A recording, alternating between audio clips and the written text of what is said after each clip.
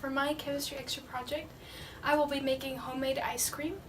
And to do so, it's very easy to gather some simple items that you're able to make ice cream in your dorm. So for first, we need just a large mixing bowl, a large gallon bag, 1 quart size bag, a quarter cup of sugar, a tablespoon of vanilla extract, and a half a cup heavy whipping cream, and then Pacific brand sea salt.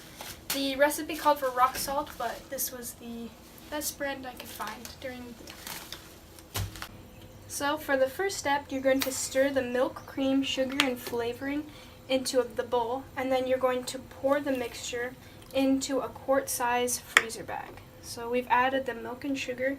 Now we don't have a tablespoon measure, unfortunately, just due to being a college student, but so I'm just going to do a small dash of vanilla extract, and we're going to attribute that to any errors made during this experiment to poor instrument usage. Okay? And you can just cut.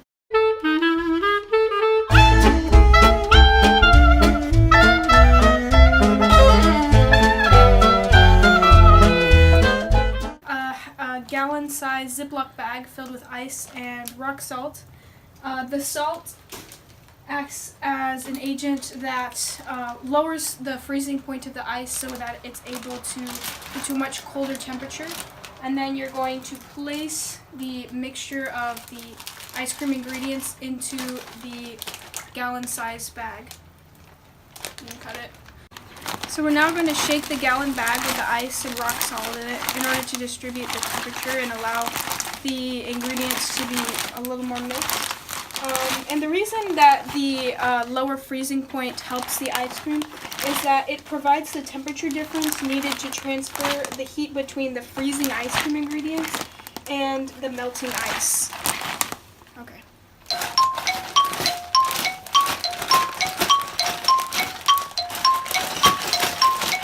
Okay, so opening the bag, and you're going to take it out, and we're realizing there's quite a change in the temperature. Wow, that's very cool.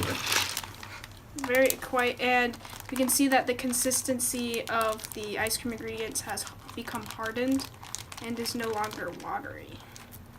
So after the ice cream has been shooken sufficiently, we want to preserve our safety, so like any good scientist, I'm using my safety goggles to protect from any unwanted side effects that this ice cream may have, as splashing it in my eyes could be detrimental to my health.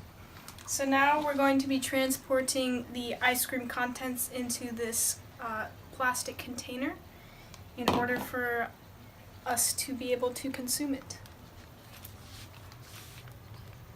See, it has a nice thick consistency. A little more watery than regular ice cream. Whoa, whoa, oh! And there it goes. Okay. You can probably check. So here we have our final product of the homemade ice cream in our dorm. So we are now going to waft the ice cream in the correct manner. It smells good.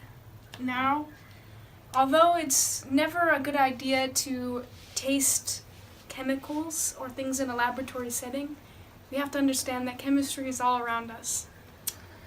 So I will be taking this leap of faith and testing this ice cream in hopes of one day reaching that Nobel Prize in Science. Here we go.